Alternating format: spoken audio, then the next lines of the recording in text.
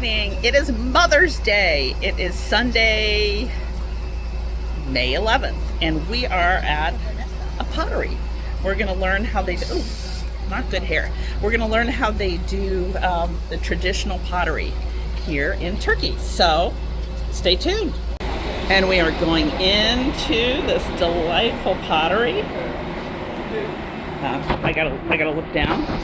We got horses. Actually, Cappadocia means land of beautiful horses or something like that. All right, and we are just walking in. We're gonna get a demonstration.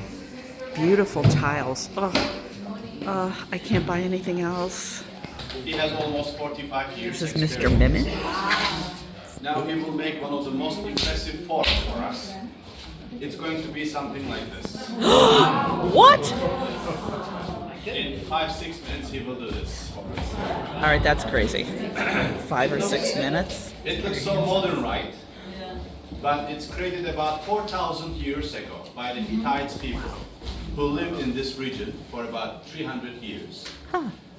They created this kind of forms for their goddess, actually. They were believing 1,000 different gods and goddess. One of that was sun goddess. The name was Arinna. And the circle here represents the sun. Before the ceremony, this guy work. they fill it with red wine. Little spices, they add into that, sweet spices they prefer, and then keep it at the outside. When the sun rises, he's the doing lights pass the through wheel with his this foot. and make the wine special. It blesses the wine. Ah. They believe if they drink that sacred wine, all the sunlight goes into their And we body love and it brings this. health. Look at that. Still, we drink red wine for health, actually, right? Yes? Serving is on the wrist like this. It's for your friends, for your guests. You can serve, and you can drink as much as you want because even if drunk, you can't drop the bottle. The most impressive part. So he's made the top, the bottom, the handle. And now he's making the circle part. Oh my gosh. And the first wheel was not for transportation. It was a pottery wheel. Who knew? My gosh. Now he's putting it together. We can't say only Turkish designs to this. It has a deep history. See, he made the hole there. One day later, normally we attach all the pieces each other. Oh, okay. Because it's too soft, too Yeah. wet. Just for demonstration, just to show us, he's attaching. And then we let it dry for about 15 days. It must dry really slowly because while drying, almost 10% shrinks. Oh. If it dries too fast, definitely cracks from the attached parts. Especially for the larger forms, plates, big vases, we have to wait more than 1 month. If it now he's doing dries completely, by using sandpaper, we polish them and then we fire them in the kilns for about 8 hours in 950 degrees Celsius. Wow. We call this firing bisque firing, and then all the red clay potteries are ready to use in our daily life, but the white clay ones are after first firing ready to draw the designs on it. And we make this kind of That's amazing. Oh, wow. We are going to see more details about painting in the next one, while the artist. I am a sucker for those tulips. Where? No. This is Drink it all. this is a kind of decanter. Like you can put the wine in it and wait about a few minutes, and then it will breathe. Yeah. Wine get better taste. Oh, that's amazing. Oh, bravo. Okay, we just cut it in half so we can see what it looks like. Oh my goodness. Both sides. So we are in the workroom where different artists are making clay items. Yeah. That's beautiful with the fish on it. So this gentleman is making lace designs. And there's a woman artist, which is wonderful.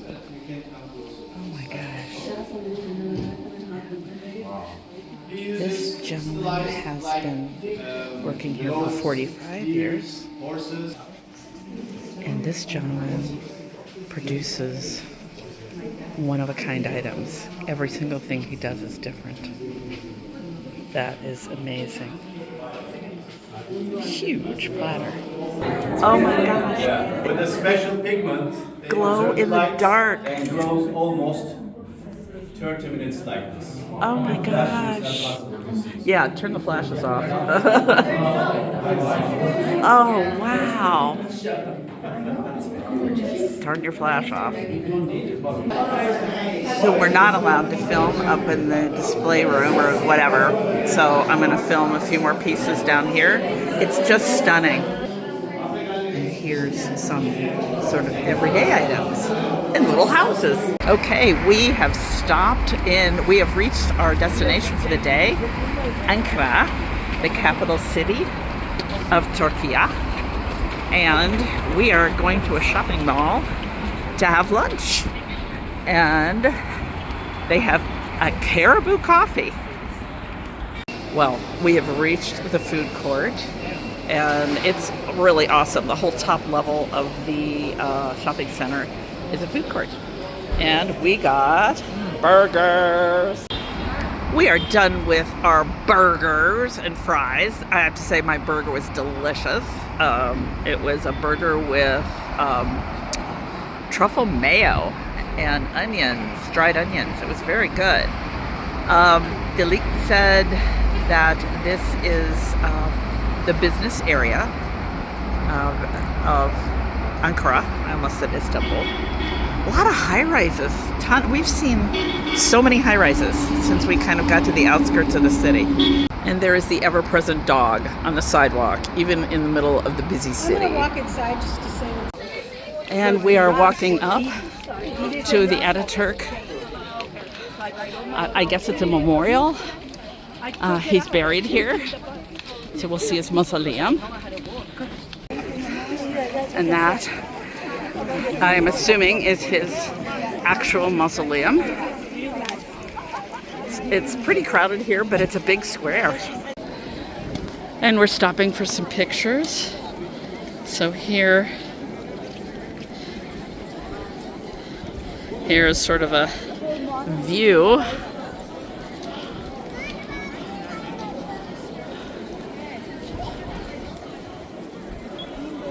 And this is New Ankara. And this is the changing of the guard. They're going to come up this way.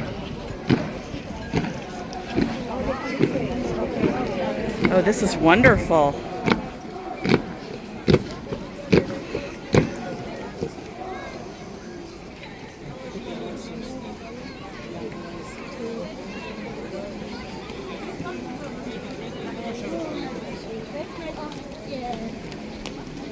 And we're going to have people in front of us in a second.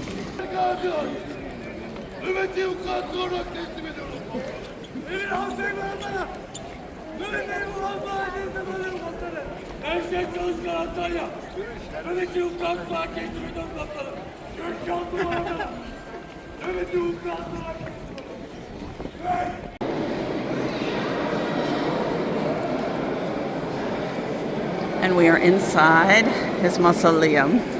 So that's his sarcophagus, but he is not in there because in Islam they have to be buried in a shroud in 3 days.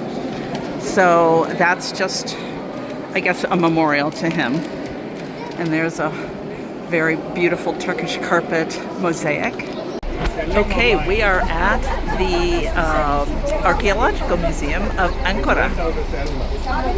Okay, we are in the museum, or on the grounds of the museum. Looks like a very... We have run into so many steps,